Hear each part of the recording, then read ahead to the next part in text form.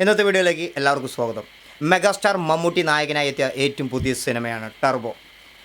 Cinema സംവിധാനം ചെയ്തിരിക്കുന്നത് വൈശാഖാണ്. സിനിമയ്ക്ക് കഥയും തിരക്കഥയും ഒരുക്കിയിരിക്കുന്നത് മിഥുൻ മാനുവൽ തോമസ് ആണ്.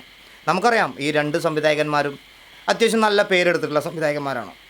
മലയാള സിനിമയ്ക്ക് നല്ല നല്ല സിനിമകൾ സമ്മാനിച്ചിട്ടുള്ള സംവിധായകന്മാരാണ്. അപ്പോൾ മിഥുൻ മാനുവൽ തോമസിൻ്റെ അഞ്ചാം പാതിര എന്ന് പറയുന്ന ആ ഒരൊറ്റ സിനിമ മതി നമുക്ക് അദ്ദേഹത്തിൻ്റെ ഒരു ഡയറക്ഷനും കാര്യങ്ങളൊക്കെ നമ്മൾ വിലയിരുത്താൻ.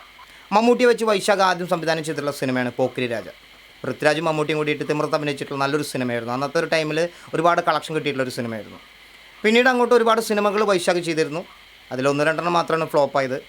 എങ്കിലും കൂടിയിട്ട് പുലിമുരുകൻ എന്ന് പറയുന്ന മോഹൻലാലിനെ വെച്ചിട്ടുള്ള ഒരു സിനിമ മലയാളത്തിൽ ആദ്യമായിട്ട് 100 കോടി റെക്കോർഡിടുന്ന ഒരു സിനിമയായിരുന്നു പുലിമുരുകൻ. അതിനുശേഷമാണ് എനിക്ക് തോന്നുന്നത് ശരിക്ക് കോടികളുടെ ഒരു കണക്ക് സിനിമ ഇൻഡസ്ട്രിയിലേക്ക് കടന്നു വന്നത്. 100 കോടി ക്ലബ്ബ്, 150 കോടി ക്ലബ്ബ്, അങ്ങനെയൊക്കെ ആ ഒരു സംസാരത്തിലേക്ക് വരുന്നപ്പോഴാണ് പോക്കിരി രാജ എന്ന് പറയുന്ന സിനിമയ്ക്ക് ശേഷം വൈശാഖ് വീണ്ടും മമ്മൂട്ടിയെ വെച്ചിട്ട് മധുര രാജ എന്ന് പറയുന്ന സിനിമ ഇറക്കിയത്. അതൊരു ഏകദേശം 100 കോടി ക്ലബ്ബ് ബിസിനസ് കളക്ഷനായിട്ടും തിയേറ്റർ കളക്ഷനൊക്കെ ആയിട്ട് ആ സിനിമയ്ക്ക് ലഭിച്ചിരുന്നു. പിന്നീട് അങ്ങോട്ട് ലാലേട്ടനെ വെച്ചിട്ട് വീണ്ടും ഗാങ്സ്റ്റർ എന്ന് പറഞ്ഞിട്ടുള്ളൊരു സിനിമ എടുത്തു. പക്ഷെ അത് അത്രമാത്രം അങ്ങോട്ട് വിജയിച്ചില്ല. പിന്നീടാണ് വൈശാഖ് വീണ്ടും മമ്മൂട്ടിയെ വെച്ച് ടർബോ എന്ന് പറയുന്ന ഈ ഒരു സിനിമ തിയേറ്ററുകളിലേക്ക് കൊണ്ടുവരുന്നത്. സിനിമ അന്ന് റിലീസായി. ആദ്യത്തെ ഷോ ഞാനും കണ്ടിരുന്നു. സിനിമ എനിക്കിഷ്ടപ്പെട്ടു.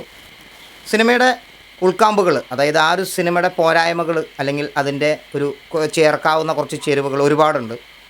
ആ ഒരു സിനിമയുടെ അഭിപ്രായത്തിലേക്ക് കടക്കുമ്പോൾ ആ ഒരു സിനിമ ഏറ്റവും അധികം നമ്മൾ ആ ഒരു സിനിമയെക്കുറിച്ച് വിലയിരുത്തുന്നത് ആ സിനിമയിലെ മേക്കിംഗ് പവർ തന്നെയാണ്. സിനിമയിൽ വന്നിട്ടുള്ള ബാക്ക്ഗ്രൗണ്ട് മ്യൂസിക്കും അതുപോലെ തന്നെ വൈശാഖിൻ്റെ ഒരു ഡയറക്ഷനും മിഥുൻ മാനുവൽ തോമസിൻ്റെ ആ ഒരു സ്ക്രിപ്റ്റൊക്കെ നമുക്ക് ഈ ഒരു സിനിമ കാണുമ്പോൾ നമുക്ക് ഓരോ സീൻ ബൈ ആ ഒരു സീനുകളായിട്ട് നമുക്ക് ഫീൽ ചെയ്യുന്ന ഒരു കാര്യമാണ്. കൂടുതലായിട്ട് ഇവരുടെ സിനിമകൾ നമ്മൾ കണ്ടവരാണെങ്കിൽ നമുക്ക് ആ ഒരു സിനിമയുടെ ആ വൈശാഖിൻ്റെയും മിഥുൻ മാനുവൽ തോമസിൻ്റെയും ആ ഒരു രണ്ടുപേരുടെയും ആ ഒരു വശങ്ങൾ വരുന്നത് നമുക്ക് ഈ ഒരു സിനിമയിലൂടെ ആസ്വദിക്കാൻ കഴിയും. അപ്പോൾ അങ്ങനെ ഇരിക്കുമ്പോൾ നമ്മൾ കൂടുതൽ സസ്പെൻസും കാര്യങ്ങളൊക്കെ മിഥുൻ മാനുവൽ തോമസ് സ്ക്രിപ്റ്റിലൂടെ ആഡ് ചെയ്ത് ഈ ഒരു സിനിമേനെ ഇൻ്റർവെൽ വരെ വളരെ ഹാസ്യമായിട്ടും ഇൻ്റർവെൽ കഴിഞ്ഞിട്ട് വളരെ സീരിയസിലേക്കും കടക്കുന്ന ഒരു നല്ലൊരു സിനിമയായിട്ടാണ് ടർബോ ഇപ്പോൾ പ്രദർശനത്തിന് വന്നിരിക്കുന്നത്. പിന്നെ ഈ ഒരു സിനിമയുടെ പോരായ്മ എന്ന് പറയുന്നത് ഇതിൽ വരുന്ന ചില വ്യത്യാസങ്ങൾ, അതായത് നമ്മൾ മുന്നേ കണ്ടിട്ടുള്ള ഒരു കഥയായിട്ട് നമുക്ക് ചിലപ്പോൾ സാമ്യം തോന്നാം. സാധാരണ രീതിയിൽ മാസ സിനിമകൾ എടുക്കുമ്പോൾ കൂടുതലായിട്ട് മാസ സിനിമകൾ അങ്ങനെ എടുത്ത് വിജയിപ്പിക്കാൻ ഇന്നത്തെ ഒരു കാലഘട്ടത്തിൽ അത് എളുപ്പമല്ല. ഒന്നല്ലെങ്കിൽ അതിൽ കുറച്ച് കള്ളുകൂടി അല്ലെങ്കിൽ കുറച്ച് വേറെ എന്തെങ്കിലുമൊക്കെ ഡ്രഗ്സ് കാര്യങ്ങളൊക്കെ കാണിക്കുമ്പോഴാണ് ഇപ്പോഴത്തെ മാസ സിനിമകൾ കൂടുതലായിട്ടും തലമുറകൾക്ക് ഇഷ്ടപ്പെടുന്നത്. അപ്പോൾ അങ്ങനെ ഇരിക്കുമ്പോൾ മമ്മൂട്ടി എന്ന് പറയുന്ന ഒരു മഹാനടൻ, മമ്മൂട്ടി കമ്പനി എന്ന പ്രൊഡക്ഷനിലൂടെ മമ്മൂട്ടി ടർബോ സിനിമ ചെയ്യുമ്പോൾ ഒരിക്കലും ആ സിനിമയിൽ നിന്നും ഒരു യുവതലമുറകൾക്കോ അല്ലെങ്കിൽ പുതിയ തലമുറകൾക്കോ ഒരു നെഗറ്റീവ് സംഭവിക്കാതെ തന്നെയാണ് മമ്മൂട്ടി ഈ ഒരു സിനിമ കാഴ്ചവെച്ചിരിക്കുന്നത്.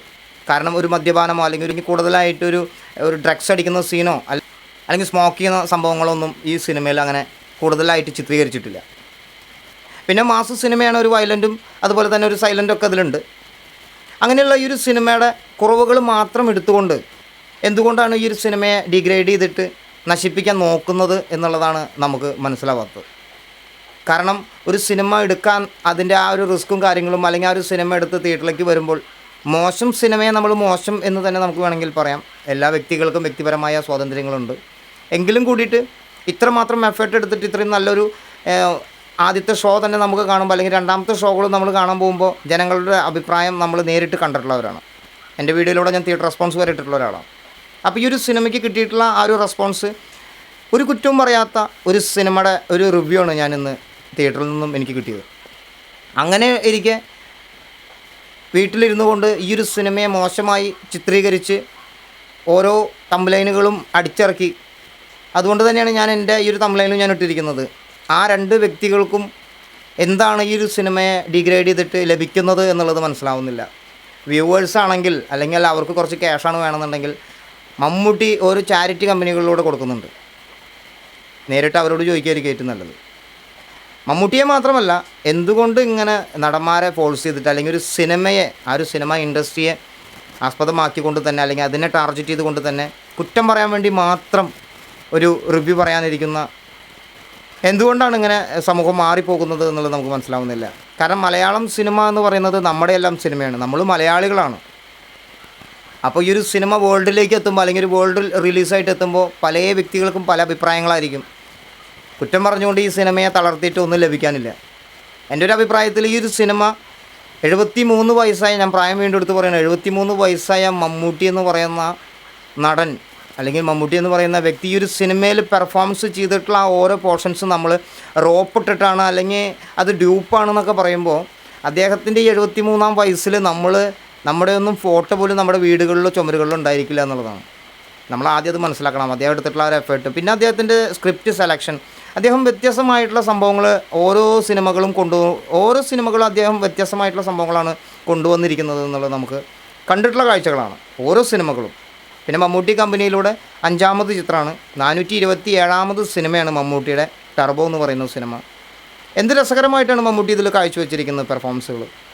പിന്നെ ചിലവർക്ക് കോമഡി വർക്കൗട്ട് ആവുന്നില്ല, ചിലവർക്ക് ഇതിൽ സ്റ്റോറി പോരാ, ചിലവർക്ക് ഇതിൽ ഇടി പോരാ. കുറവുകൾ മാത്രം കണ്ടെത്താൻ ശ്രമിക്കുന്നവർക്ക് കുറവുകൾ മാത്രം തന്നെയായിരിക്കും ഈ ഒരു സിനിമ കാണുമ്പോൾ ആദ്യം കാണുന്നത്. പക്ഷേ ഈ ഒരു സിനിമ വളരെ ഹാപ്പി ആയിട്ടിരുന്ന് കാണുകയാണെങ്കിൽ, അല്ലെങ്കിൽ വളരെ എൻജോയ് ചെയ്ത് കാണുകയാണെങ്കിൽ, അല്ലെങ്കിൽ അതിലേക്ക് ഉൾക്കൊണ്ട് കാണുകയാണെങ്കിൽ ഈ ഒരു സിനിമ വളരെ നല്ല രസകരമായിട്ടുള്ള പോയിട്ടുള്ളൊരു സിനിമയാണ്.